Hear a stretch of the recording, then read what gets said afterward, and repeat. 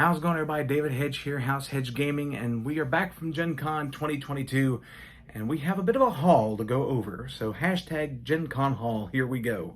But before I do that, let me first say thank you to everybody who's been watching the videos from Gen Con. I'm blown away of the response that we've gotten, and it's really cool to be able to share that experience with all of you guys. So thank you very much for watching the videos. We have this Gen Con haul video, and then we're going to do a video going over the like what we liked and what we disliked about Gen Con in general. That should be coming up in the next few days, and then I'll be taking a little bit of a break, and then I'll be going over learn to play videos for the games we picked up and then some. So, but let's get down to what I picked up and what I was gifted, because I was gifted from Wesley and Sorrel. There was one of the vendors that was doing Magic the Gathering t-shirts, and they got me the Bugbear t-shirt from the Adventures in Forgotten Realms. This was one of the alternate arts for the lands that they did for that set, Magic the Gathering. Plus, if you take a look very closely, I look like that Bugbear, don't I? But I love this shirt. It is going to be really nice to wear this at my next D&D game. Speaking of D&D, there was a booth, Norse Foundry. These guys right here. They had some of the most beautiful dice that I have seen in quite some time, and I had to get them. This is the Gen Con set for D&D. Get the D20 out of here. These are hefty little suckers too. And see if I can show you here, a little Gen Con right there. If it'll focus, probably will, probably won't, but each one of the dice have Gen Con on there, and again, really amazing job. I cannot wait to roll ones on these all the time, again for D&D. All right, so we picked up a few new games as well. That's the accessories we got. Cindy got some books and all to support independent authors and everything, which was really cool. But I wanted to focus on the board games we picked up. So first, from BoardGameTables.com, Mountain Goats.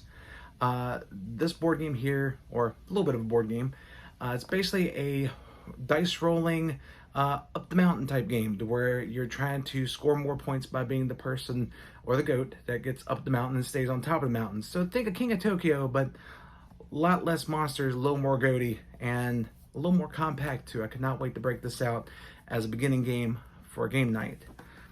Speaking of goats, there's a little bit of a theme in this. So speaking of goats, we got Gruff, which this is from Studio Woe. Basically, if you know Three Billy Goats Gruff, the herders of the goats decided to make sure that the trolls don't get a hold of the goats. They're going to mutate them into fighting beasts. So we got the base set, and we also got two of these starter sets here, which I'll get these over here. So we have Rage of the Trolls, and we have Clash of the Battle Goats. So this is like a little two-player starter. This one is also a two-player starter, but also comes with co-op, solo, and versus modes. So I cannot wait to try these out. And it's not like a deck building game to where you have, you draft your deck and then you play from there. You select your goats, you select your herder, you combine the decks together. It's a bit similar like Smash Up almost. So we got those. Note, I'm getting bigger and bigger with the game. Sorry that the tripod shake was putting the games on the table. All right, next is probably one of the cutest games we picked up. It's Super Truffle Pigs. This is from Bicycle, the same people that make all the gaming cards that you know today, like for Gin Rummy and Poker and Blackjack. But they started making board games a few years back, and this is one of their latest offerings. This is a cute and adorable game, and it is a super fun game to where you're pigs trying to find the most rare of truffles, but you're trying to avoid wolves at the same time, because if you get caught by a wolf, it scares your pig off the board. This game is really unique because you have like 3 lives and then you're out. 3 little pigs, if they get scared off, you're out of the game. But you keep going until there's only a certain number of truffles left on the board, which I think is like 2 or 3, and then the person with the highest score wins. And there's superpowers in this thing to where you can actually strike down wolves, knock them out and everything. There's no killing in this game, which I think is really a big bonus. But you get to have little piggies run around, and there's also golden pigs in here too, which is also a lot of fun to break this out, and it's going to be a great time for everybody. I love the move system with this game too. I can't wait to demo this for you guys. Next up is a game that Cindy snatched up right off the bat. A few years ago, Cindy found a game called Crossmasters from Japan Made Games, and it featured some of the most amazing little miniatures. The boards were real nice, and it was a great, like sort of like fighting game, if in the same realm as like HeroScape, HeroClix, stuff like that. But Japanime lost it. It went to another company, which was Ankama, sorry. And we found it. She picked this up as soon as she saw it. She grabbed it. I didn't even see her do it. She just, like, 1 minute it wasn't in her hands, the next minute she was paying for it. But I can't wait to break this out. This was always a great game, and I can't wait to see what version 2 has in it. It has updated chests, it has new figures, and it is going to be amazing to break out on the table. Next, you notice the boxes are going to look bigger. So next up is from the op. We picked up Sorcerer's Arena Epic Alliance. This is where Disney and Pixar collide. Now, this is basically a area game. Let me peel that off there. You'll find out what that was in a minute. This is basically like a little fighting game as well. Same vein as Arena, but they have like nice acrylics on there. You pick your favorite Disney characters and Pixar characters, and you deal battle until one person is left standing. So this is great for a 1v1, free-for-all, 4-for-all type deal.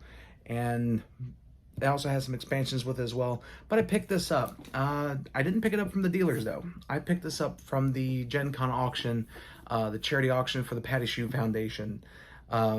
So this game is going to be staying in my collection indefinitely, because being able to pick this up at the auction and knowing that the money is going towards charity and helping out kids in need who aren't able to get the food that they need is something that's really awesome that they do every year. They pick a foundation, pick a charity at Indianapolis, and they donate money to that charity. Between that, Card Holla, the balloon creature pop, and everything.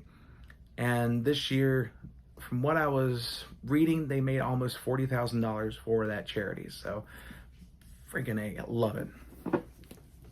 Last but not least, as far as games go, and there's a reason why this is last but not least, but the one game that we picked up, which is the biggest one that we picked up, was Twisted Fables. Now, this game here is from Dimension Games. It's basically like a 2D Capcom fighter with weird versions of fairy tale princesses and maidens throughout storybook history. So when we demoed this game, Cindy was playing Sleeping Beauty, which the way she works is that every time she takes damage, she gets a power counter or awakening counter. When she gets 6 or more awakening counters, she wakes up and becomes this total badass that almost whooped me. I got real lucky on that because she went for a big hit. I was able to block at least 1 point damage of it to survive to be able to hit her back. But she was playing Sleeping Beauty. I was playing Red Riding Hood. Red Riding Hood is a bit of a cyborgish type character in the game. And the gameplay was really cool. You have the back and forth movement on a board. There's also an optional way to play to where each space gives you certain abilities. And I can't wait to try that out later. We'll do an unboxing of this because there's, as you can see, there's a lot of stuff in there. We have the main game. We have the Dark Machinations expansion, a 2v2 upgrade pack, and 2 of the Fable miniature boxes. There's 10 different characters in this game, and I cannot wait to get this on the table along with everything else. But there's the games we picked up. There were a few more games we wanted to pick up and check out. There was Shovel Knight, the Dungeon Crawler game. There was also Dim Sum, which was a really cool game where you're basically trying to eat as much dim sum as you possibly can, and it had like a Lazy Susan where you can spin the food around, which was really neat. But a lot of the games, unfortunately, we couldn't pick up because they were on ships because of shipping problems and everything. So thanks, COVID. Appreciate that a whole lot. But we got some games on pre-order, and once they come in, I'll be showing you guys all of those as well. But that's what we got from Gen Con 2022. Again, thank you guys so much for checking out the videos. We'll have the best and needs to improve upon video in just a few short days. But until then, guys, thank you so much for checking out this video. If you like it, please like, share, comment, subscribe. Let everybody know that House Hedge Gaming is here for all of your gaming needs. So until next time, guys, stay safe and take care.